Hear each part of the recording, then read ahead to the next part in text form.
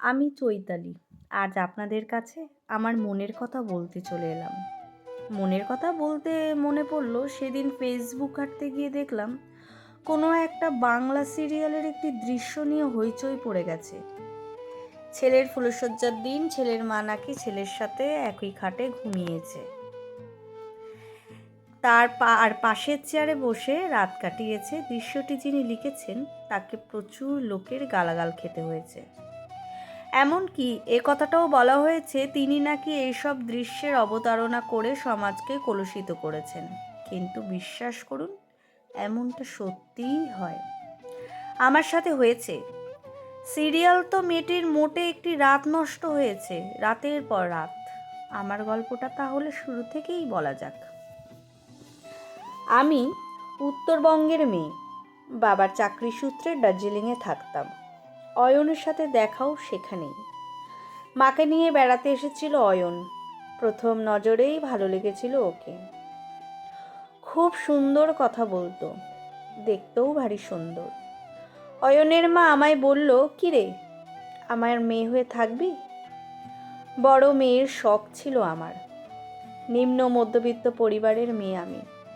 একটাই স্বপ্ন ছিল, নিজের পায়ে দাঁড়িয়ে স্বপ্ন পূরণের। কিন্তু হঠাৎ অয়ন এসে যেন সব কিছু বদলে দিল। তখন মাথায় চাপলো সব কিছু ভুলে গিয়ে শুধুমাত্র অয়নের স্ত্রী হয়ে থাকতে। ওদের সাথে আলাপ হয়ে বাবা মা যেন হাতে চাঁদ পেল। বিয়ে হয়ে চলে এলাম কলকাতা। বৌভাতের দিন আমার ফুল দিয়ে সাজানো খাট দেখে এক রাশ শান্তি আর স্বস্তি নিয়ে বাবা মা ফিরে গেল। অয়ন ঘরে এলো। তার 5 মিনিট পরেই আমার শাশুড়ি মা এলেন। ঘরে ঢুকে ছেলেকে বললেন, কি রে, বউকে পেয়ে মাকে ভুলে গেলি? এই বলে আমার দিকে তাকিয়ে বললেন, আমি কিন্তু তোমাদের মাঝখানেই শোবো। আমার আবার একা ঘুম আসে না, বুঝলে বৌমা? আমার শ্বশুরমশাই বহু বছর ধরেই বহু বিছানায় শয্যাশায়ী। তাই অয়নের জীবনেও ওর মায়ের অবদান নাকি বিশাল। সে যাই হোক, প্রতি রাতেই এই একই দৃশ্য চলতে থাকলো। আমাদের মাঝখানে উনি ঘুমাচ্ছেন। অয়নকে দেখে আমার অবাক লাগতো। আমাকে নিজের করে পাওয়ার কোনো ইচ্ছে দেখতাম না ওর মধ্যে। মায়ের পাশে শুয়ে মায়ের সাথে গল্প করতে করতে দিব্যি ঘুমিয়ে পড়তো। শুধু জেগে থাকতাম আমি আর আমার স্বপ্নগুলো। টানা 1 মাস ধরে এই নাটক চলল। তারপর অয়ন অনুমতি পেল বউয়ের সাথে সহবাস করার। কারণ নাতি নাতনির মুখ দেখার ব্যাপার ছিল। 1 মাস পর আমি ঘরের দরজার ছিটকিনি দিলাম। তবে ততদিনে আমার বেশিরভাগ স্বপ্নের মৃত্যু ঘটায় নতুন করে অয়নকে পাওয়ার কোনো উন্মাদনা তৈরি হয়নি। যখন বুঝতে পারলাম মা হতে চলেছি, শাশুড়ির আদেশে দরজায় ছিটকিনি লাগানো নিষিদ্ধ হলো। কারণ উনি নাকি যখন তখন আমাদের ঘরে ঢুকতে পারেন। আমাদের হানিমুন থেকে শুরু করে প্রতিটি জায়গায় ছায়ার মতন তিনি আমাদের সাথে থাকতেন। আমি একা বসে বালুকা বেলায় সমুদ্রের ঢেউ শুনতাম আর গুনতাম, আর মা ছেলে হোটেলে জমিয়ে আড্ডা দিত। কিছুদিন বাদে বুঝলাম অনেক মহিলার সাথে অয়নের ওঠা বসা। অফিস পাড়ায় ওকে নিয়ে নানা জল্পনা চলতো। কিছু বলতে গেলেই অশান্তি করত, এমনকি গায়েও হাত তুলত। এত দূরে বসে থাকা বাবা মাকে নিজের দুরবস্থার কথা জানাতে মন চায়নি। অয়ন ভাবত মাঝে সাঝে স্ত্রীর শরীর নিয়ে খেলা করলে স্বামীর সোয়াগ পেয়ে আমি মুখে কুলুপ এঁটে থাকব। মেয়ে হলো আমার। ভাবলাম, যাক, কেউ তো অন্তত এলো যে শুধুমাত্র আমার হবে, আমার যন্ত্রণা বুঝবে। কিন্তু পোড়া কপাল থাকলে যা হয় আর কি। দিনের পর দিন বাড়ির এক কোণে বেকার আসবাবের মতন পড়ে থাকতে থাকতে হতাশা গ্রাস করলো আমায়। এইটুকুতে মেয়েটার ওপর রেগে যেতাম। তখন ও দৌড়ে গিয়ে ঠাম্মার আঁচলের মুখ লুকাতো। আর ঠাম্মা ওকে শেখাতো আমার নাকি মাথার গন্ডগোল আছে। রাগ পড়ে গেলে যখন মেয়েটার কোলে নিতে যেতাম, মাম্পু ভূত দেখার মতো করে পালিয়ে যেত। মেয়েটাকেও হারালাম। নার্ভের ওষুধগুলো খেয়ে বেশিরভাগ সময় বিছানায় কেটে যেত। মাম্পুকে কাছে টানার শক্তি হারিয়েছিলাম। হঠাৎই একদিন ওরা বলল আমায় নাকি ভূতে ধরেছে। তান্ত্রিকের কাছে নিয়ে গিয়ে ঝাড়িয়ে নিয়ে এলো। সারা শরীরে যেদিন অসহ্য যন্ত্রণা, এক গ্লাস জল চেয়েও পাইনি ওদের কাছে। পাশের ঘরে ওরা তিনজন তখন টিভি দেখতে ব্যস্ত। মেয়েটারও দয়া মায়া হতো না আমায় দেখে। শরীর ভেঙে যাচ্ছিল আমার। ওষুধপত্র কোনোটাই নিয়ম করে খেতাম না।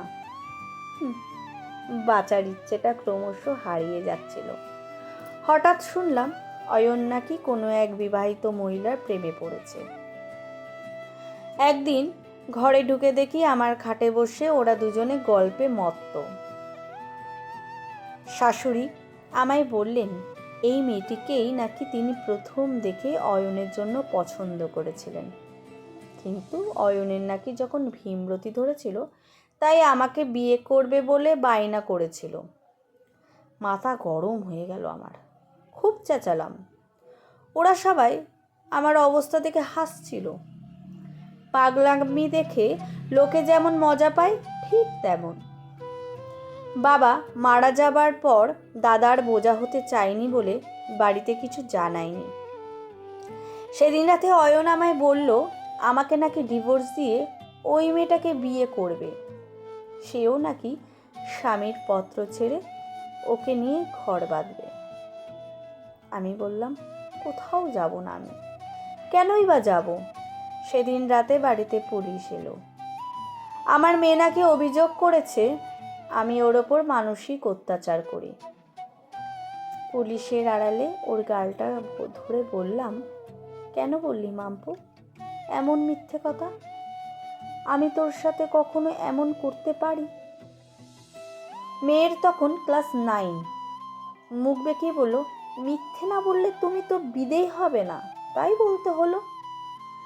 বেশ, সেদিন বুঝে গিয়েছিলাম সংসার, স্বামী, সন্তান এইসব কতটা ঠনকো। অয়নকে বললাম আমি চলে যাব।